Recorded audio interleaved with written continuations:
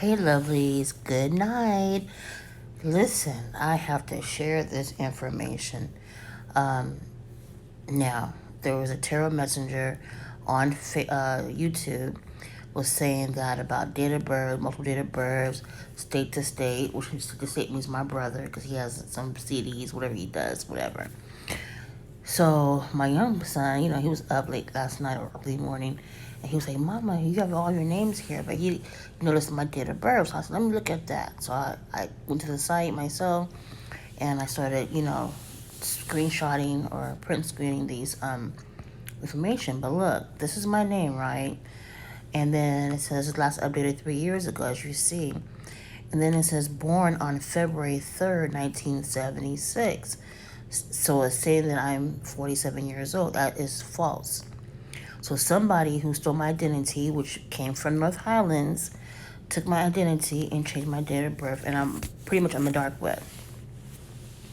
The next one said the same thing 3 years ago from today, from 2023, and it says live in Sacramento, and then it says I was born January 27th, 1981, leaving me at 42 years old. I wish I was 42. So I think this date here, 42, has to do with my family.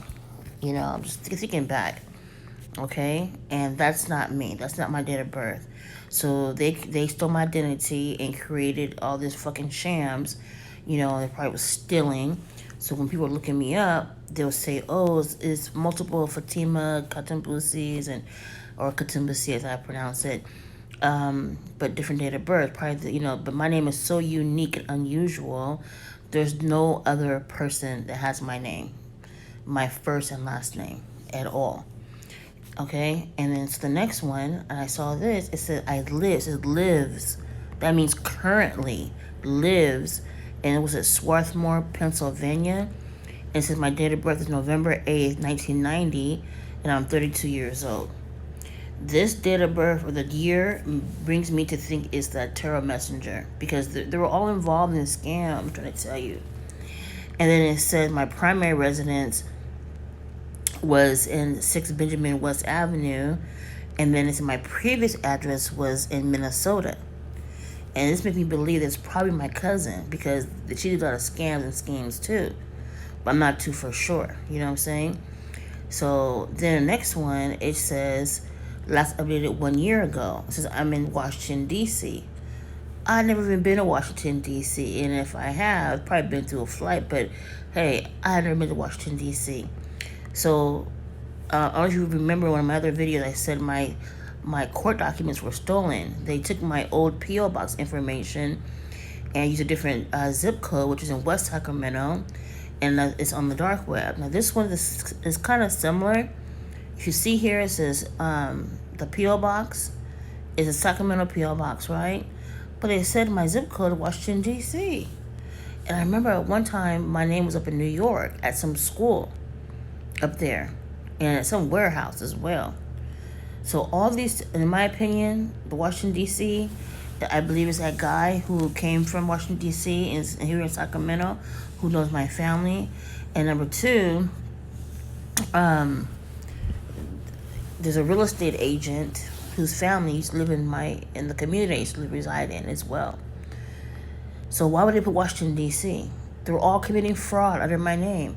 And I believe all these so-called terror messengers who were all of a sudden popping up on YouTube, I believe there's some kind of correlation with my family, especially my brother. He was into rap music and shit like that. And also, too, possibly the other guy who's into music as well. Because, they had underground rap and, Crips and Bloods and all whatever bullshit that they were into. So, this is like scheming and scamming. If I would have done this, better believe I would have been in prison. See, my brother who's incarcerated right now, he did a big identity theft. It was all over the news and everything else. You know what I'm saying? So, if this was him that did this, that means he haven't learned his lesson. Because why would these people in North Highlands know that My daughter didn't like me, as the girl who assaulted me said, the unstable one. And then my brother was like, yeah, such and such don't really like you, which is my other brother. And I confronted him too. He said, no, I never said that, da da da da da. But I don't give a fuck, you like me or not. I don't give a fuck. You know what I mean? I don't look for friends, I don't buy friends. You know? But anyway, I just wanted to share this because, oh, another one. And it says, Rancho Cordova, lives, that means currently, and it says my birthday is February 28th, 1973, right? Well, I am 50, but this is not my date of birth at all. You see? They're committing fraud. And that's why they were hacking my computer, seeing what I know, what am I doing, and it makes me think that utopia.net is the property management, possibly Utah as well, because Utah was on my when I was doing my analysis on my computer, and it got off immediately. So, yeah, look at this shit. Oops, sorry. Look at this. You know what I mean? Now, if I would have done this to somebody, better believe it, they would have me out of the jailhouse within a year. And the sheriff know about it because they had that Palm Pilot, that satellite phone, and they knew everything was on my phone. They booted me off of my line when I talked to a friend of mine, about my service, whatever, and then talk about, did anybody call 911 from here? I'm like, no. Are you sure? Let me come and check your place and make sure everyone is safe. And I knew this was a setup. I know for what. But see, everything was premeditated. My mom's medical records was in my brother's belongings from 2015. And then all of a sudden, CPS was in my life. My family was involved behind the scenes. They called the CPS people. I have the call log. Well, they probably took it by now, but I have the call log. It said who called, who said what and what. I'm like, what? And my girls were teenagers at the time. And people were confused, like, damn, you have your son, but your daughters were in the system. That was a red flag right there because it was all conjured up. It was all a ploy. And I believe my brother took my insurance information out of my home because my portfolio was missing all of a sudden. And this is when I saw some of my documents or my mom's house after her passing. So yeah, this is something that he would have done.